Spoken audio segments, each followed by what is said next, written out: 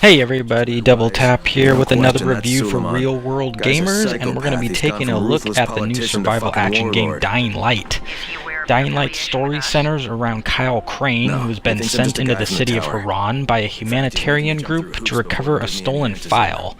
This file contains a cure for an infection that has turned the inhabitants of Haran into flesh-eating zombies. Great. Upon arrival, Crane is taken in by a group of survivors led by a man named Brecken. Those under Brecken's guide are working together to survive and find a way out of the city alive.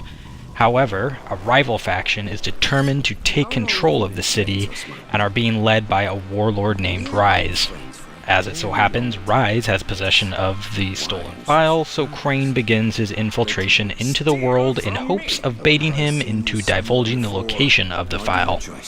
Now, Rise is a brutal dude, and as Crane spends more time in Haran, he becomes conflicted over completing his mission, or helping Brecken's group survive the zombies and defeat Rise.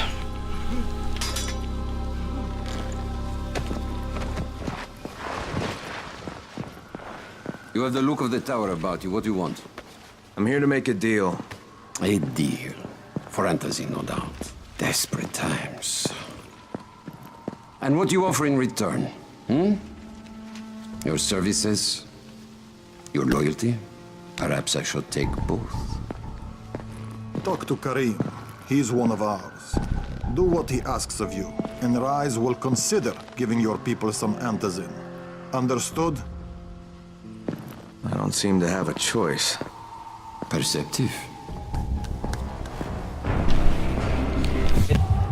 As Crane, players make their way around a desolate open world in which visuals, sound effects, and a haunting soundtrack all play an important role in creating an atmosphere of isolation and desperation.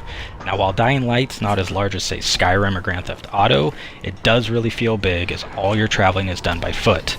While this might sound boring, really it's the opposite because you get to use parkour skills throughout the gameplay. Running around on foot among the undead really brings about this atmosphere of isolation and helplessness, while using zip lines, hurtling cars, scaling buildings, and leaping from rooftops are all vital skills that you'll need to navigate past these flesh fiends lurking about the city just waiting to turn you into their next protein snack. Having the ability to explore this whole city also gives you the opportunity to scavenge for survival items. Looting, lockpicking, and searching bodies are all necessary to find items that can be used to craft medkits, lockpicks, weapons, etc. Not only are you going to be able to survive longer, but you'll be able to do awesome things like this.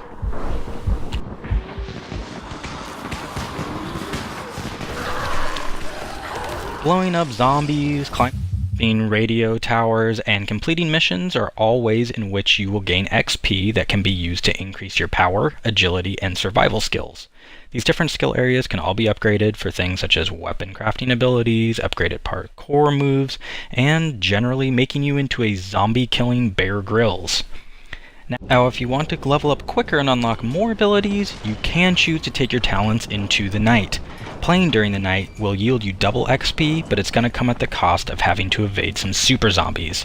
Players looking for a scarier horror game feel should enjoy this aspect of Dying Light.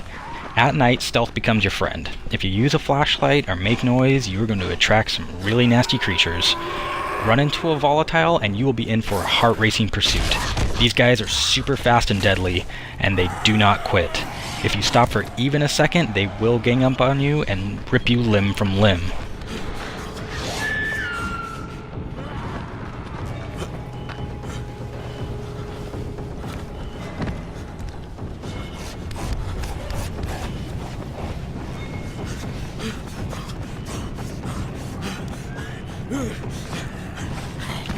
At this point, finding a safe zone is your best bet at keeping your body parts intact.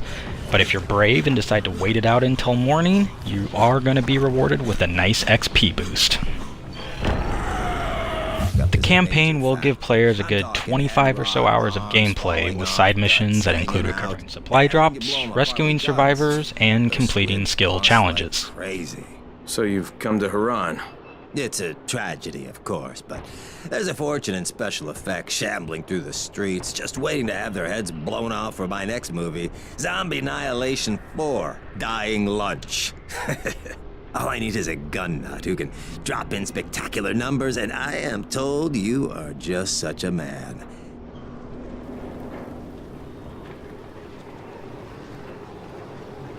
And action!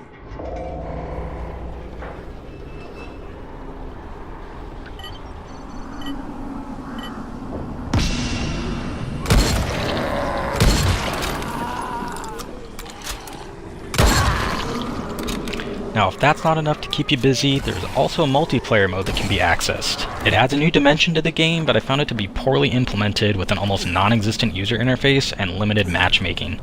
That being said, it does show promise with a 4-person co-op and a Be the Zombie mode, which allows a player to take on the role of a zombie and hunt down other user-controlled humans. So now what you're all waiting for, is Dying Light worth buying, or is it just another game that's going to end up in the bargain bin in a month? The game offers up an expansive zombie slashing experience set in an open world built like a playground for you to explore. While it's likely not what hardcore horror fans are looking for, Dying Light does offer up suspenseful, memorable atmosphere. While there are plenty of objectives to keep you busy in campaign mode, a clunky system detracts from multiplayer. Even so, Dying Light is one of the better zombie games of late and it's a strong game in general. It's definitely worth checking out and gets a buy recommendation from us.